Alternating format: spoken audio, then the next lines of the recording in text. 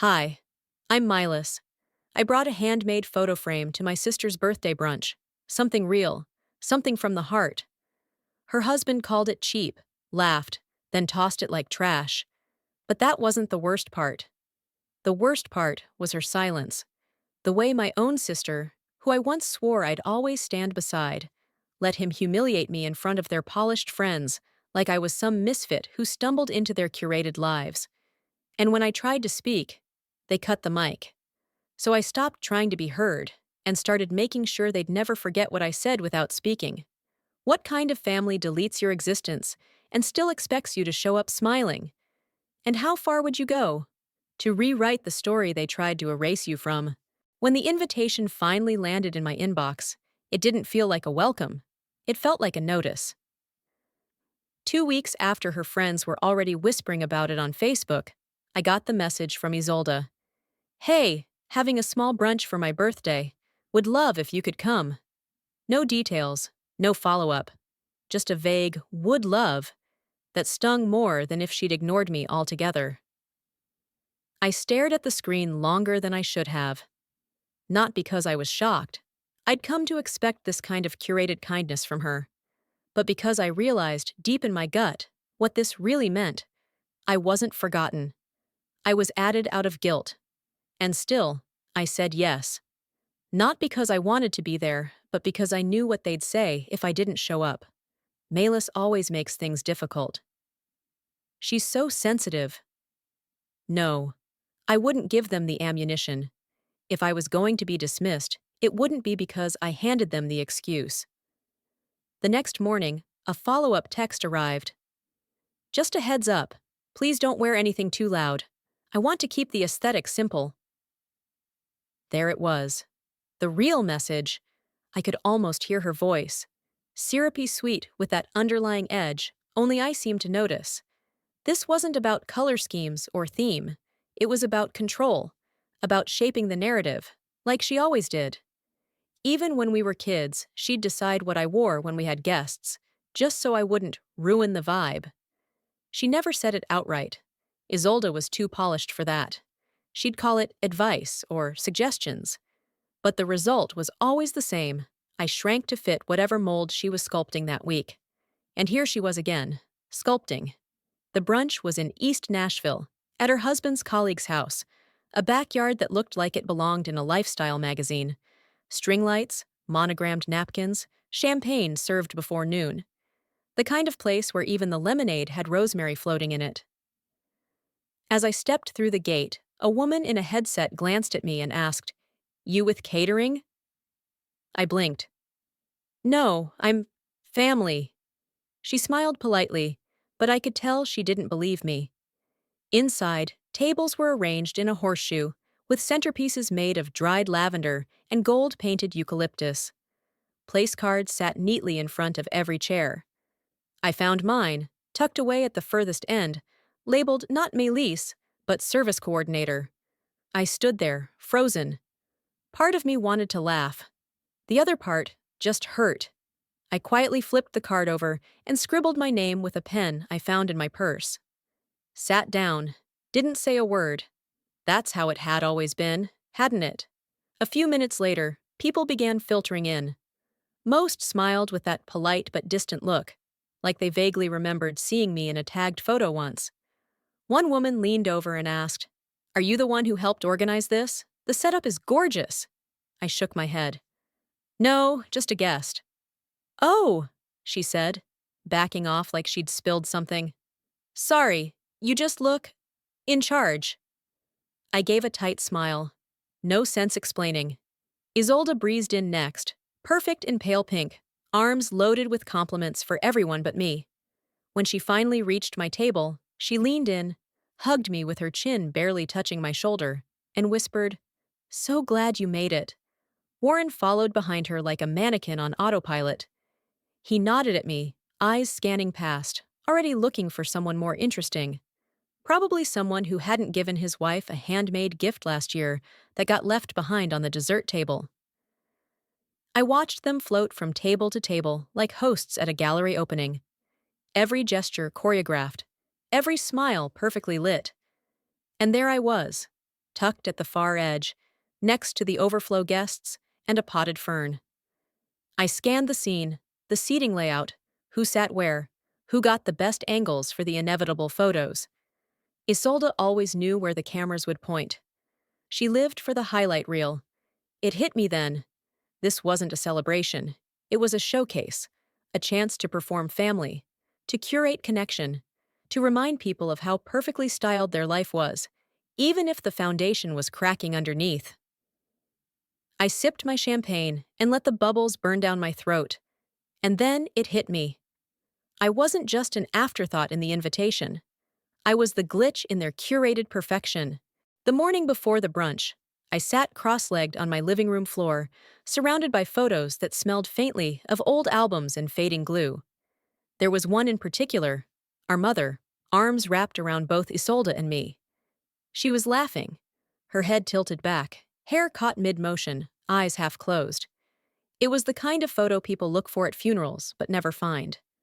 Somehow, I still had it. I had all of them. I carefully clipped the edges, fit them into a frame I'd painted myself, warm gold with deep green undertones, earthy, like home used to feel. At the center, I placed that photo of Mom with us, surrounded by snapshots of birthday cakes, beach days, and one blurry picture of Isolde pretending to sing into a hairbrush while I giggled from the background. I wasn't trying to impress anyone.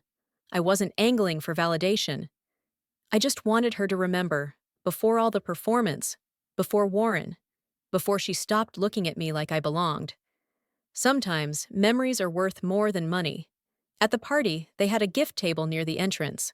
Tall white roses, labels, tissue paper overflowing like it was staged for a catalog shoot. I tucked mine in quietly, no fanfare. It looked small beside the crystal vases and wine baskets, but it was heavier than all of them. Later that afternoon, Isolde started opening the gifts, Warren at her side, laughing too loud, gesturing with one hand like he was hosting a late-night talk show. When she got to mine, she hesitated. I saw her fingers pause on the edge of the wrapping. She glanced toward me and gave that quick, mechanical smile that says more than a frown ever could. She peeled back the paper, lifted the frame. For a moment, the air stilled. Then Warren barked out, "A handmade gift? I thought we left macaroni art in kindergarten." The laughter came next. Uneasy. A few guests chuckled because they didn't know what else to do. Someone cleared their throat. One woman sipped her mimosa so fast she almost choked. Isolde didn't say a word. She set the frame on the table beside her like it was a dish she was done with. She didn't even turn it to face the crowd. Just set it down. My face felt hot, but I kept my hands in my lap. I didn't flinch, not outwardly. Inside, something cracked. Not the usual sting of being overlooked. This was louder, sharper. I looked at her face, waiting, hoping she'd speak, that she'd say something, anything. Tell him to stop. Remind the room who gave her that gift. But she didn't even blink. Her silence screamed louder than his insult. A few minutes later, Warren stood up with a glass raised high. To gifts that come from the heart, and from actual stores. This time the laughter had more teeth. I excused myself and walked slowly to the bathroom. Not to cry, I refused to give them that, but to breathe, to think. I locked the door and leaned over the sink, staring at my reflection like it might offer advice. That wasn't an accident. That wasn't a joke gone too far. That was calculated. They knew I'd bring something meaningful. They knew it wouldn't be flashy or brand name. And they chose to humiliate me for it. It wasn't the first time. It was just the first time I saw it for what it was. Every snide remark disguised as a compliment. Every backhanded text.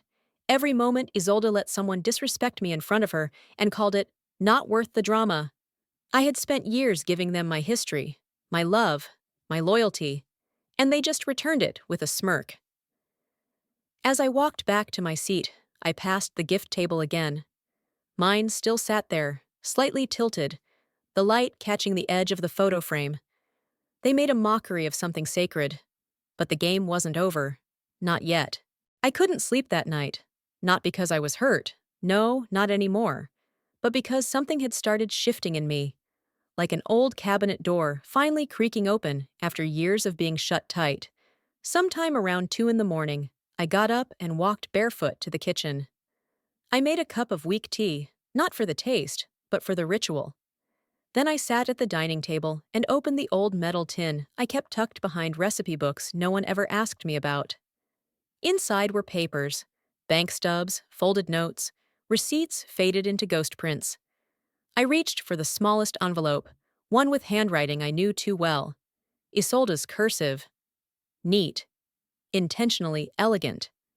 The subject line on the folded email inside read, "Thanks for not telling Dad." I didn't need to reread it. I remembered every word. A decade ago, Isolde had called me in a panic. She needed to cover her grad school application fee. Her checking account was locked. Some banking error, she said. I wired her the money that afternoon.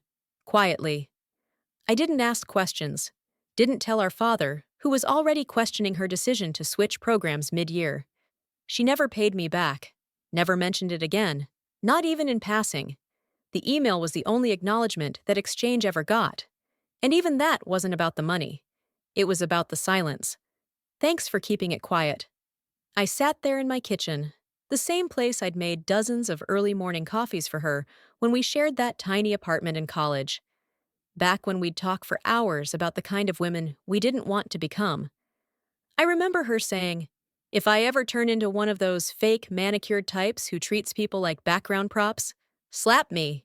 She didn't turn into that woman. She became her idol. I picked up the envelope and muttered to myself, I wasn't just cheap, I was convenient. As the kettle clicked off again behind me, I let that word echo in my head. Convenient. That's what I'd always been. The one who kept secrets, made quiet sacrifices, stayed out of the spotlight, but did the work to keep it running. The emotional janitor of the family, cleaning up what others didn't want to deal with. Around noon the next day, I finally opened the box. It was an old shoebox wrapped in duct tape, worn soft at the corners. Inside were birthday cards, Polaroids, ticket stubs from high school dances, and one faded card with glitter pen writing that made my breath catch. To the best sister in the world, it read, "No matter where you go, I'll always be your little sister first." I had given that to Isolde when I was 13, back when she still braided my hair before school, back when we whispered secrets instead of keeping them from each other. The card had hearts on it, and stickers. I held it like it might vanish. That promise. It wasn't broken recently. It had been cracking for years. I just didn't want to admit it. Love doesn't vanish all at once. It erodes. One favor ignored, one insult excused, one silence too long. I placed the card next to the email and leaned back.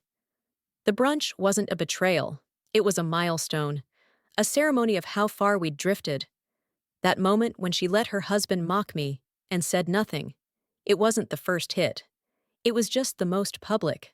The truth was, I'd been tallying these moments for a long time. Like those receipts you forget are in your wallet until one day it won't close anymore. I started writing them down. Not to use, yet, but because I needed to see them. A full page of times I showed up. Times I said yes when it cost me.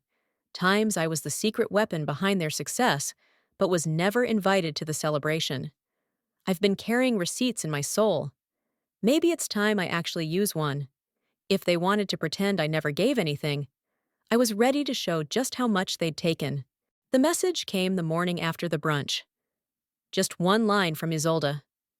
"Thanks for coming. Sorry Warren joked too hard." I stared at it while sipping the last of my lukewarm coffee, letting the words settle like sediment at the bottom of a cup. That wasn't an apology. It was a performance. She wasn't sorry for what was said. She was sorry I might make a fuss about it. That's always how it worked with her. No ownership, just management. I didn't respond. There was nothing left to say that wouldn't be used against me in the family's unspoken court of image control. Later that afternoon, I opened Facebook, not out of habit, but to check something specific. Sure enough, there it was. Isolde had posted a carousel of glossy, filtered photos from the party. her holding champagne, laughing mid-toast, hugging guests. The caption, "Couldn't have asked for a better day. Thank you to my incredible friends and family." Friends and family. Not a single tag for me. Not a single photo. I scrolled all the way through, waiting to see if I had just missed it. I hadn't. That hurt in a way I couldn't articulate, not because I needed the social media attention, but because erasure in the digital age is quiet, public, and lasting. You can't argue with what isn't there. I shut the app and tossed my phone on the couch. Not gently. The next day, I stopped by a mutual friend's house to drop off a casserole dish I'd lent her. Her daughter, maybe 5 or 6, peeked around her mother's leg and looked at me with curious eyes. "Are you Mommy's friend?" she asked, tilting her head. Before I could answer, her mother gently corrected her. "That's Isolde's sister, sweetheart." The little girl blinked. "Oh, I thought she was just the helper lady from the party." Her mom laughed awkwardly and rushed her inside, leaving me standing there with the dish cooling in my hands. That hit deeper than anything Isolde or Warren had said. When even the kids don't know your name, maybe it's because the adults never speak it with respect. That night, I sat in bed with my journal, the one I'd kept for years but rarely opened anymore. I turned to a blank page and, without thinking, wrote 2 words at the top. Never again. I made a list. Not of revenge, not of plans, just a simple inventory of what I would no longer accept. Being sidelined, being expected to smile through humiliation, being invited only as a prop, being erased, then blamed for disappearing. I wasn't going to stage a dramatic exit. I wasn't going to beg for recognition. I was going to withdraw my presence like oxygen from a room. Not all revolutions begin with war. Some start with a quiet decision not to return. The next morning, I pulled open the bottom drawer of my desk, the one filled with things I hadn't touched in years. Old cards, programs from events I wasn't really part of, thank you notes that read more like invoices. I sifted through them. Some I tossed without hesitation. Others I hesitated over, then let go. But I kept 2 things. One was the birthday card I'd written to Isolde when I was 13, the one with glitter still stubbornly clinging to the fold. The other was the printed email she'd sent after I wired her money for grad school, the one where she thanked me not for the help, but for the silence. I slid them into a manila envelope and tucked it into the back of my bookshelf. Not as memorabilia, as evidence. Because I wasn't planning revenge, I was collecting truth. And the truth had teeth. 2 days after the brunch, my phone buzzed with another message from Isolde. "We're having a post-birthday dinner with some of Warren's colleagues. Just a small thing." No time, no address, no, "Hope you can come." Just a statement, like she was informing the Weather Channel.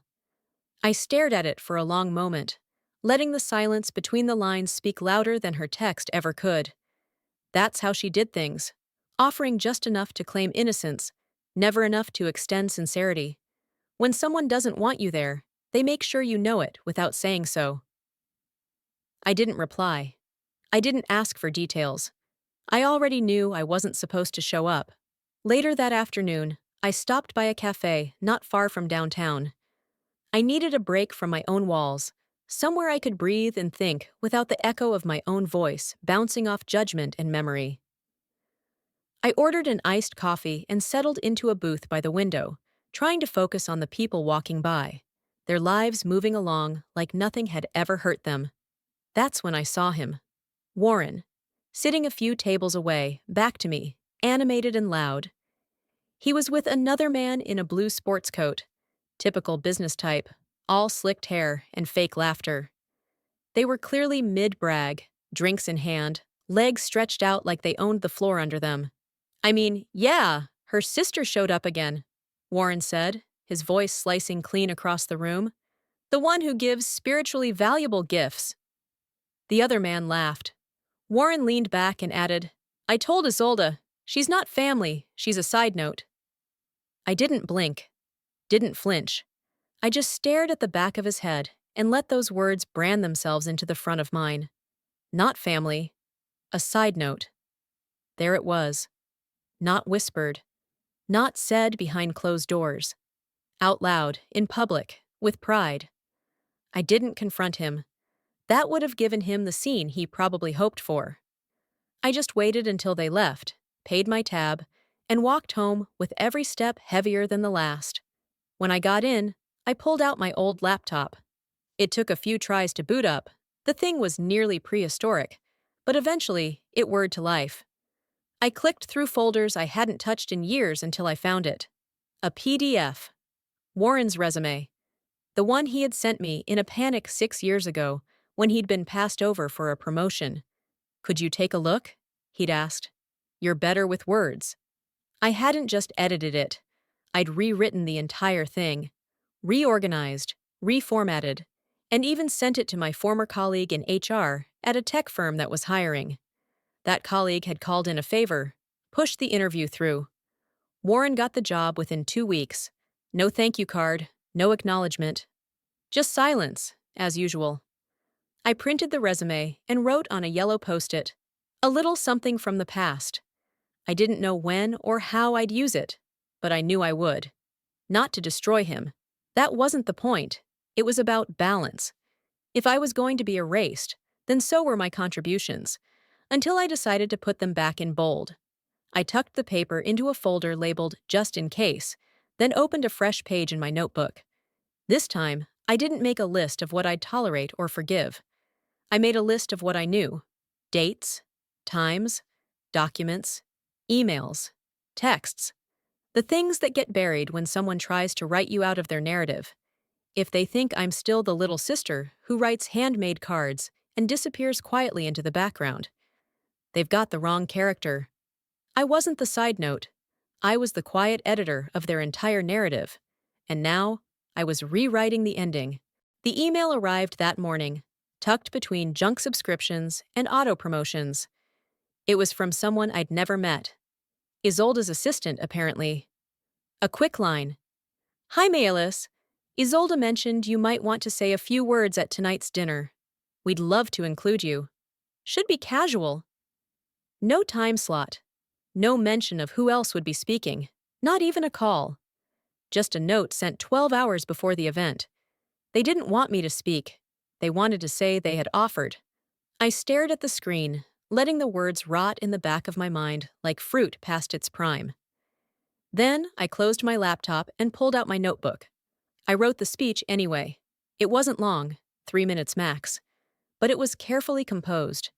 The kind of message that sounded light and gracious on the surface, but with undertones only those who had paid attention all these years would catch. A nod to the people who build legacies quietly. A mention of the unseen glue that holds families together. A single sentence about memories that don't always make it into the photos, but stay etched deeper because of it. I arrived at the event early, not because I was eager, but because I didn't want to give them a reason to pretend they couldn't find me when it was my turn. The venue was a rooftop downtown, overlooking the skyline. Candlelight flickered on glass tables, and soft jazz hummed beneath the polite clinking of ice in whiskey tumblers. As expected, Warren worked the room like he was up for a congressional seat. Isolde, flawless in satin, moved beside him like the accessory he'd paid for. I stood near the back, holding a glass of sparkling water. Waiting. An hour passed. Then 2. Speeches began. Toasts flowed like honey, all praising Isolde's grace, Warren's leadership, their shared generosity. I kept expecting a nod in my direction, a cue, a glance, anything. Then the assistant finally waved me toward the mic. I stepped up, paper in hand, voice steady, eyes forward. The microphone squealed once. Then, silence. The lights dimmed. Music started, soft at first, then louder. Behind the speaker stand, I saw the event planner raise 2 fingers to the tech booth. And Isolde, smiling, calm, gave a single nod. No technical issue, no mistake. This was planned. You don't accidentally cue music and drop a mic when someone's walking up. I stepped back, still holding the speech, still composed. But inside, something had turned molten. As I made my way toward my table, a woman I didn't recognize. probably one of Warren's business partner's wives, held out her plate to me. "Would you mind taking this?" She said it without hesitation, like it was the most natural thing in the world. I didn't respond. I didn't flinch. I just looked at her, and for a beat too long, let her see that I had heard every word from 100 people like her. People who didn't even think to ask who I was because the room had already decided. I remembered a barbecue from years ago. I'd cooked every dish, set every plate, and by the end, they all thought Isolde had done it. She smiled, took the compliments, and never once corrected them. I walked to the restroom, closed the stall door, and finally let the mask slip. Not with tears, with action. I ripped the speech in half, then again, then into pieces so small no one would ever reassemble them. You don't give someone a voice just to cut the mic. You give them a motive. When I got home, I poured myself a glass of wine and opened my laptop. I started drafting an email. Not to send, but to document. A list of moments, contributions, receipts, the time I rewrote Warren's resume, the referral I made, the day I walked him through that mock interview, feeding him every phrase he later used to climb his ladder. Dates, screenshots, file names, backups. They can keep pretending I don't exist. I'm just giving them enough rope to hang their narrative with. They'd just silenced the wrong sister. It was a Monday. I remember because I had just come back from the grocery store, juggling a canvas tote and 2 bruised avocados, when I noticed the package on my doormat. No return label, just my name, written in that clipped, too neat handwriting that tried too hard not to look rushed. I didn't need to open it to know who it was from. Inside was the picture frame I'd made, the one with the photo of our mother laughing, the one I had gifted at the brunch. The glass was cracked across the middle, but not broken. Taped to the back was a post-it. "No hard feelings, just not our style. Get better taste." I didn't cry. I didn't even blink. I laughed. Not a real laugh. That dry, hollow kind that comes from deep in your stomach, where rage and resignation share space like bad roommates. They didn't return a gift. They returned a message. That evening, I poured myself a glass of iced tea and pulled up my second Instagram account, the one no one knew about. It was never meant for followers. It was my visual journal. A quiet space where I posted moments too pointed for public consumption, but too heavy to keep to myself. I snapped a photo of the frame, the crack bisecting our mother's smile, and posted it with the caption, "When love gets returned with postage due." I didn't tag anyone, didn't need to. The right people would see it. By morning, 2 of Isolde's friends, former college roommates turned lifestyle influencers, had liked the post. One messaged me privately, "Is everything okay?" That post, it felt familiar. Familiar. That was one word for it. I didn't reply. Later that day, while putting away laundry, I paused at my bookshelf. A small gap between cookbooks caught my eye. I pulled out an old envelope stuffed with photo prints I'd given Isolde weeks before the party. She'd asked if I still had copies of our childhood photos with Mom. Said she was making a family wall for the event. I'd printed everything she asked for. Not one had appeared at the party, not on the slideshow, not in the displays, not even as a token in the back corner. I wasn't forgotten, I was deleted. I sat on the floor, the laundry forgotten, and stared at the prints in my hand. One was of us in matching church dresses, one tooth missing from my grin, her arms around me like I was worth holding on to. Isolde hadn't just excluded me. She'd edited me out of our history. My phone buzzed. A message from her. "What's your goal here?" I typed back one word. Reflection. 2 minutes later, another message came in. This one from Warren. "Family tension isn't productive, Malis. Don't poison the well over a misunderstanding." I didn't respond. Instead, I opened a new folder on my desktop. I labeled it Evidence, Phase 1. That night, I went for a walk to clear my head. The air was thick with southern summer heat, and the cicadas sounded like static wrapped in rhythm. Near the corner of our old block, I saw a familiar figure seated on a porch swing. Agnes.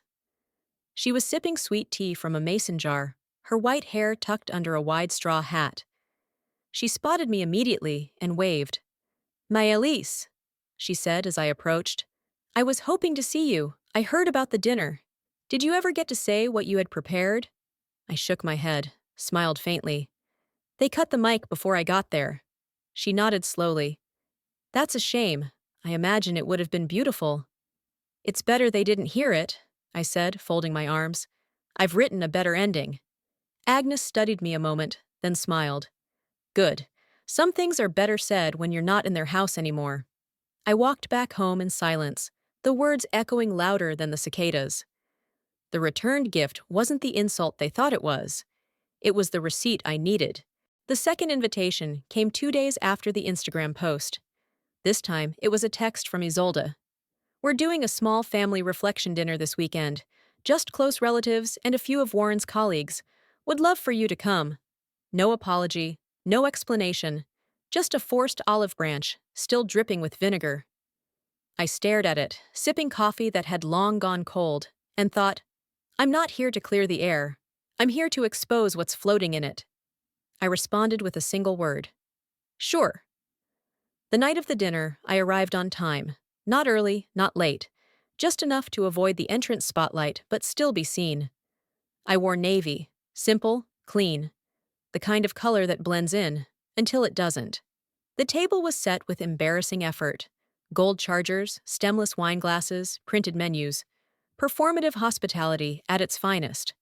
I came with one thing, a small navy gift bag.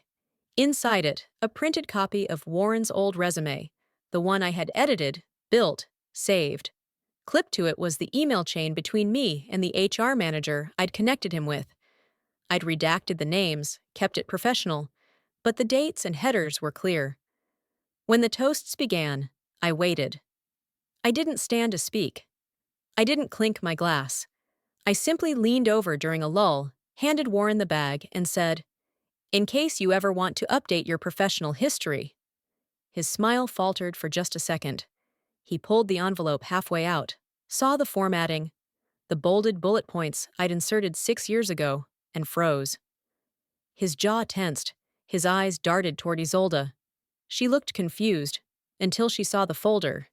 He tucked it back into the bag and slid it under the table, nodding like he'd just received a party favor. No one else saw it, but he did, and that was enough.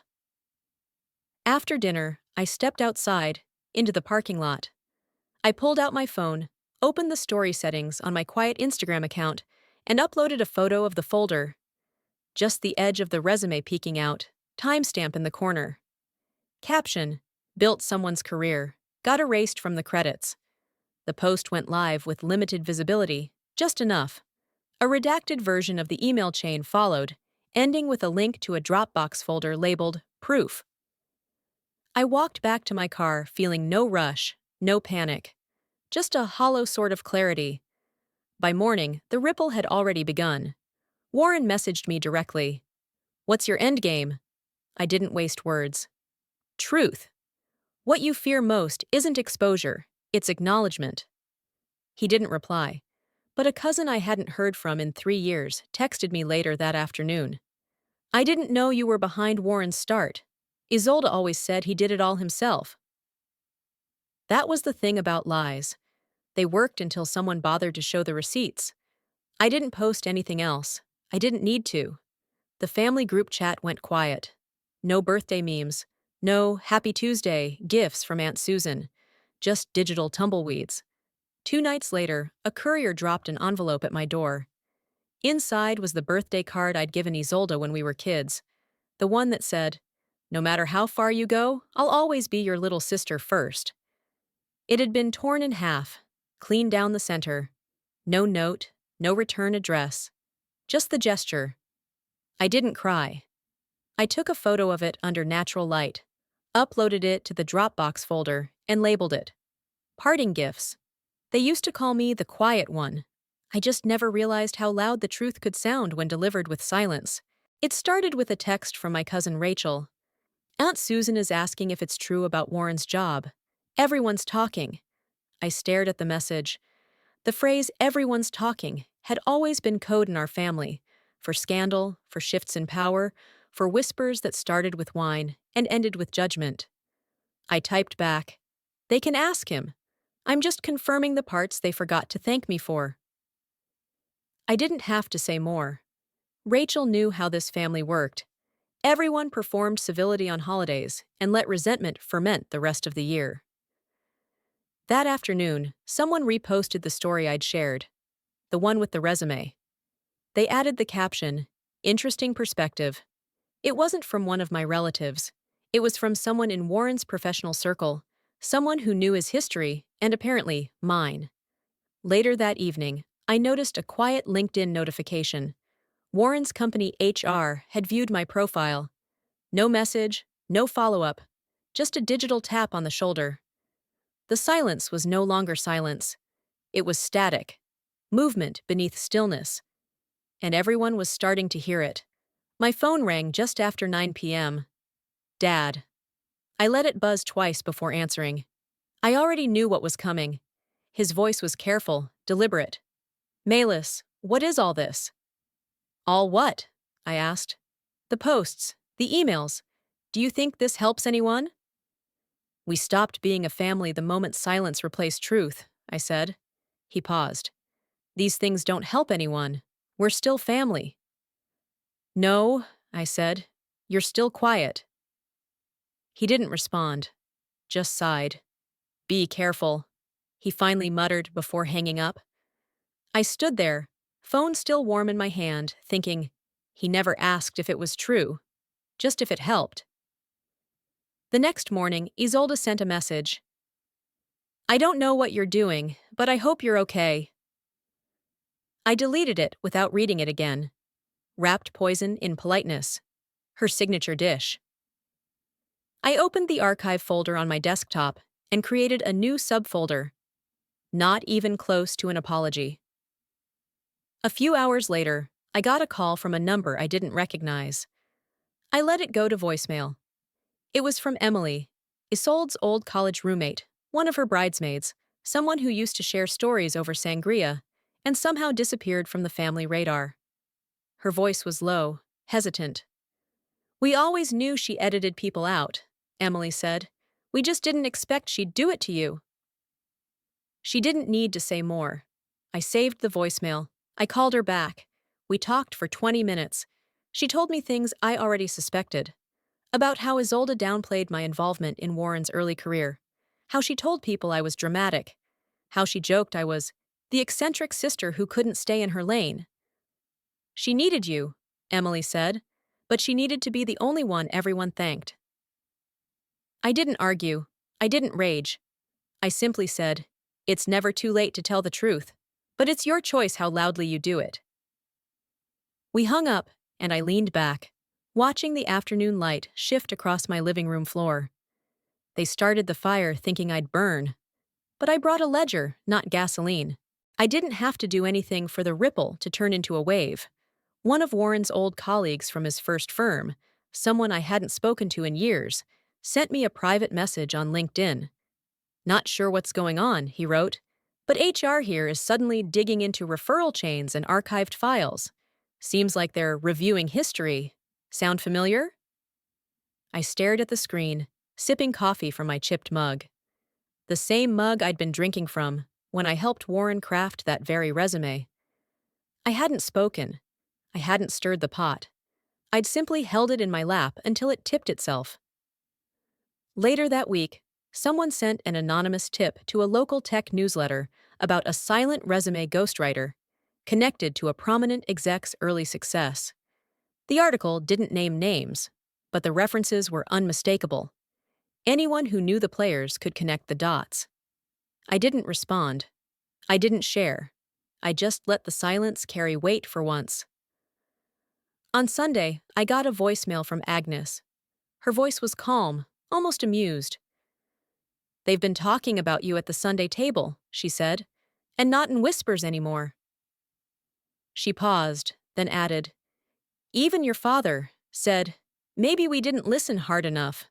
I played that message 3 times. Not because I needed validation, but because hearing Franklin's name connected to that kind of admission, it was rare enough to archive. So I did.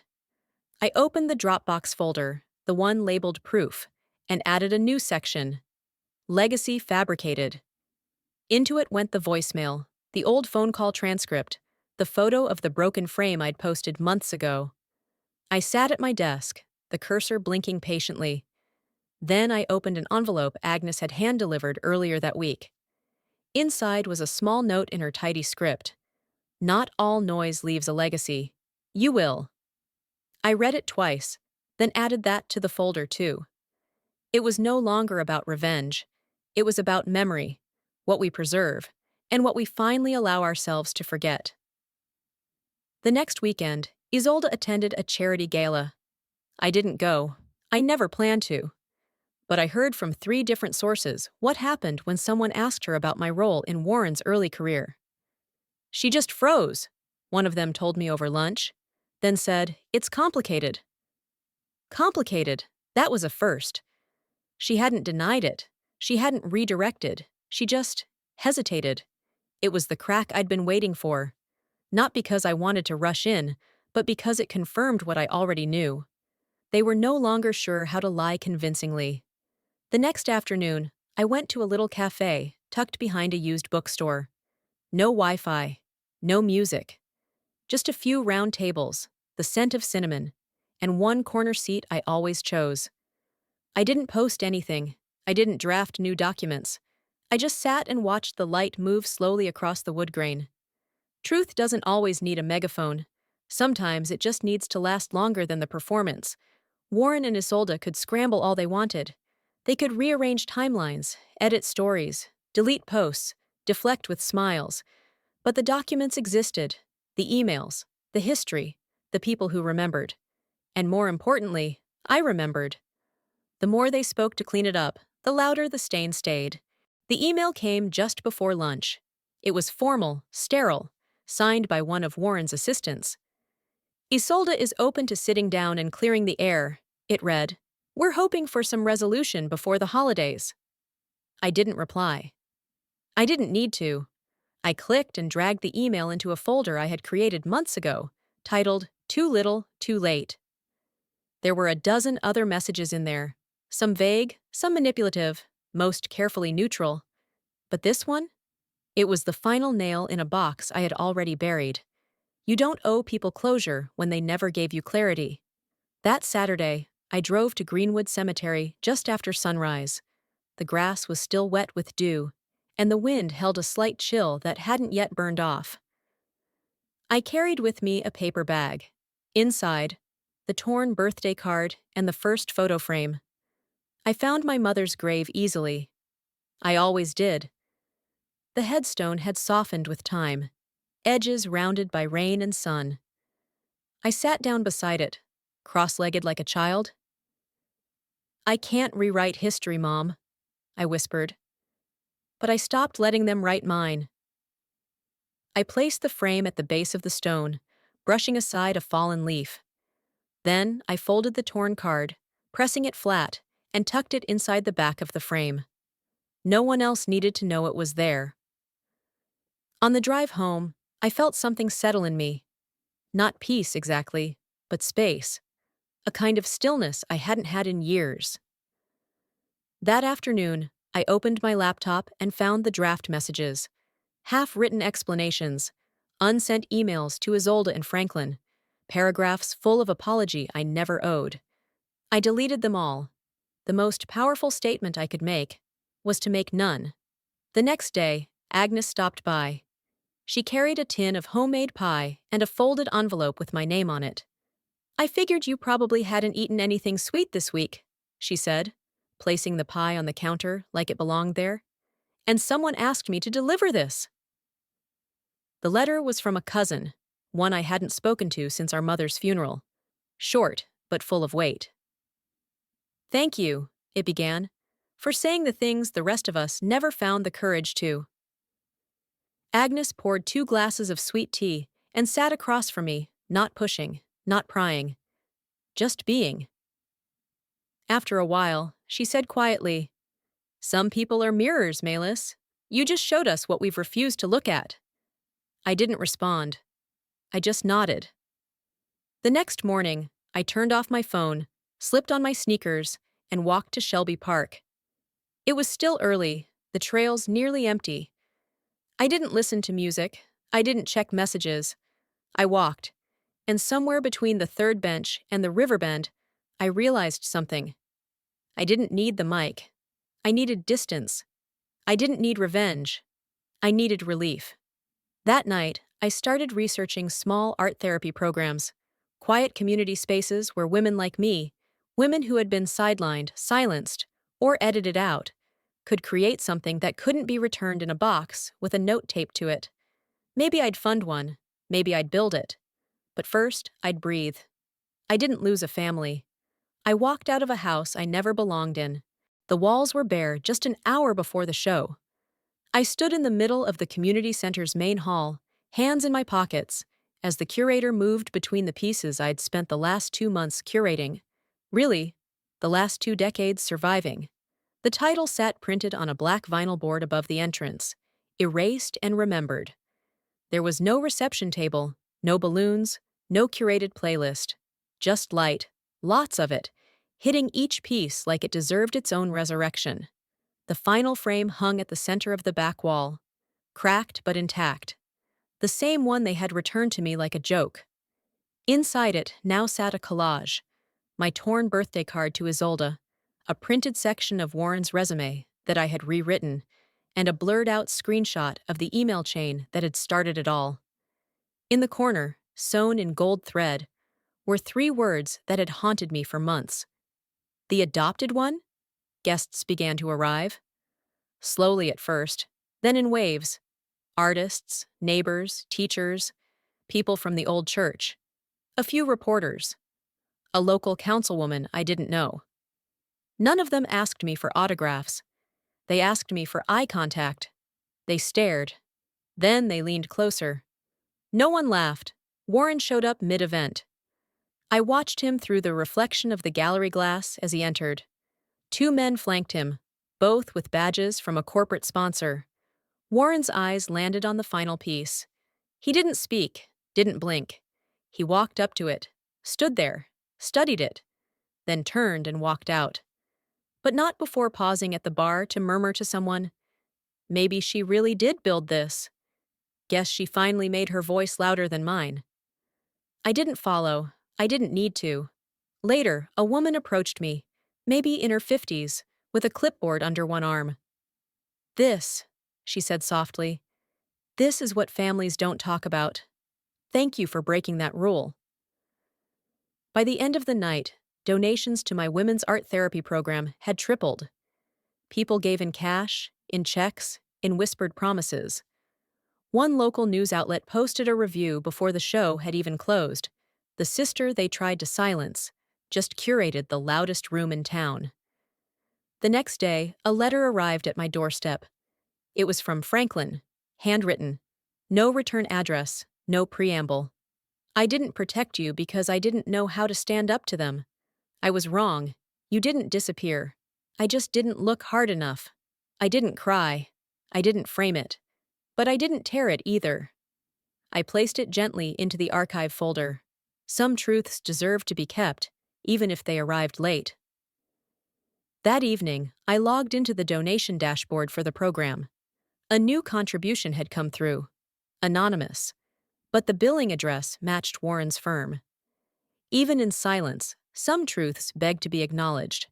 Before closing the folder, I added one last piece.